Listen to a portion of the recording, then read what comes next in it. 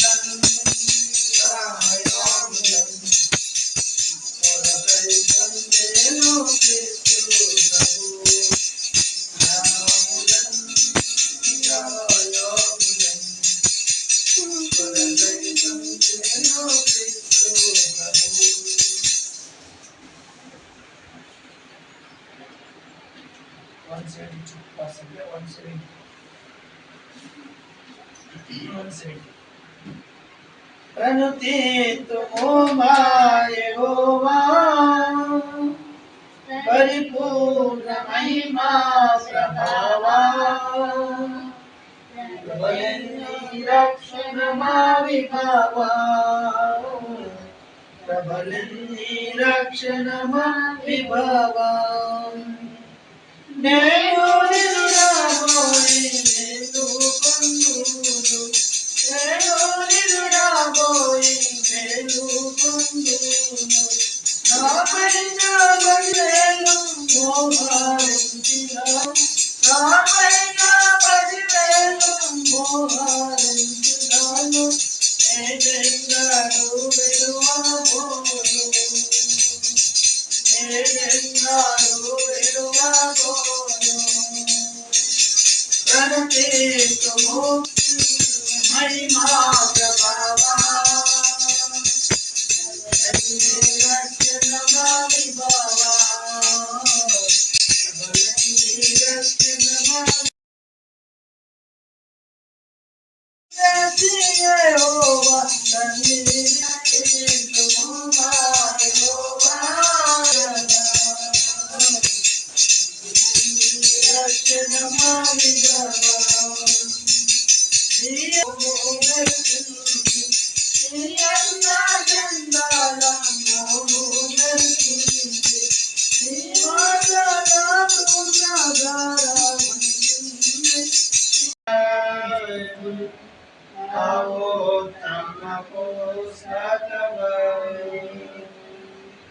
దీన దీన ఓదువే ఆత్మశుద్ధి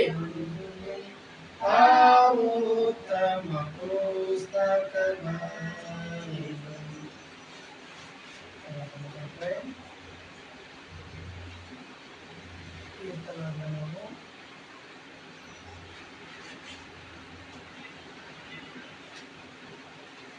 4వ అధ్యాయము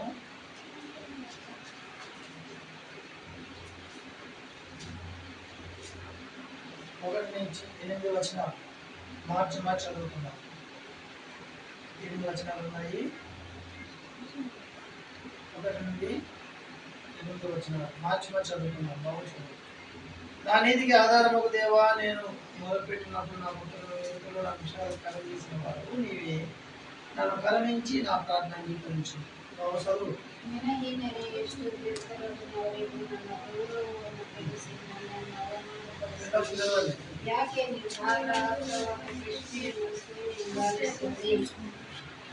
మూడో వచ్చిన 4వ అధ్యాయం 3వ వచనం సామ్ 4 చాప్టర్ 3 వర్స్ మార్చి మాట్లాడుకుందాం. యెహోవా తన భక్తులను తన ఏర్పరచుకొనుచున్నాడని తెలుసుకుని నేను యెహోవాకు మొరపెట్టగా ఆయన ఆలకించును. 4వ వచనం భయం నుండి పాపం చేయకుడి.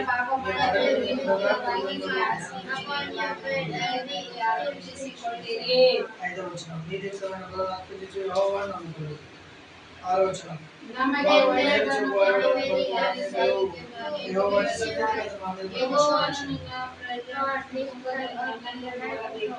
7వ వచనం వారి ధాన్యాది రక్షక సంతోషం అధికమైన సంతోషం నీవు నా ఉదయం. 8వ వచనం యెహోవా నెమ్మదితో నేను ఒంటరిగా తన గౌరవాన్ని అగౌరవంగా మార్చినప్పటికీ, తను గౌరవించలేనప్పటికీ, వ్యర్థమైన వాటిని ప్రేమిస్తూ దాన్ని వెతుకుతున్నప్పుడు, వ్యర్థమైన వాటిని కూడా వెళ్ళినప్పుడు కూడా, అబద్ధమైన వాటిని వెతికినప్పుడు కూడా, అబద్ధాన్ని ప్రేమించినప్పుడు కూడా ఆయన కృప అపరిమితంగా ఉంది. ఆయన ప్రేమ ఏనంటే రోమపత్రిక ఆయన యొక్క కృపను గురించి చూస్తే దేవుని యొక్క కృప ఎంత ఉన్నతమైందంటే మనం ఇంకా బతికున్నామంటే దేవుని కృప. మన నీతి క్రియలు కాదు. 5వ అధ్యాయం చివరి వచనం 21వ వచనం రోమన్స్ 5 చాప్టర్ 21 చివరిలో ఉంటుంది. మన ప్రభువైన యేసుక్రీస్తు మూలంగా ఏలు నిమిత్తం పాపం ఎక్కడ విస్తరించునో అక్కడ కృప అపరిమితంగా విస్తరించెను. ఏమంట చదవండి చిన్న లాస్ట్లోది 21వ అధ్యాయం 21వ వచనం చివరి మధ్యలో నుంచి ದೇವರ ಕೃಪೆಯು ನಮ್ಮ ಕರ್ತನಾದ ಯೇಸು ಕ್ರಿಸ್ತನ ಮೂಲಕ ನೀತಿಯನ್ನು ಕೊಟ್ಟು ನಿತ್ಯ ಜೀವವನ್ನು ಮಾಡುತ್ತಾ ಅಧಿಕಾರವನ್ನು ನಡೆಸುವುದು. కింద నెక్స్ట్ 21 వచ్చిన అదొద్దా 5వ అధ్యాయం 21 వచ్చిన 21 అదేముండదు పాప మరణదండను ఉంటున్నాడుట అధికారవాద నడిసిరహాగి ದೇವರ ಕೃಪೆಯು ಕರ್ತನಾದ ಯೇಸು ಕ್ರಿಸ್ತನ ಮೂಲಕ ನೀತಿಯನ್ನು ಕೊಟ್ಟು ನಿತ್ಯ ಜೀವವನ್ನು ಉಂಟು ಮಾಡುತ್ತಾ పాపం ఏం చేస్తుందంట అక్కడ పాపము ఏం చేస్తుందంట మరణాన్ని ఏర్పాటు చేస్తుంది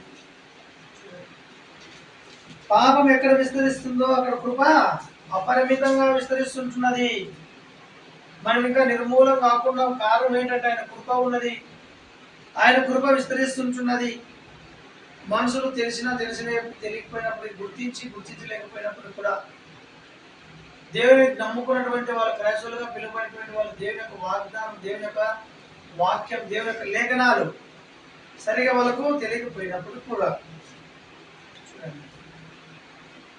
కొంతమంది అనుకుంటున్నారు ఎట్లా జీవిస్తున్నాము మా శక్తి మా బలం మాది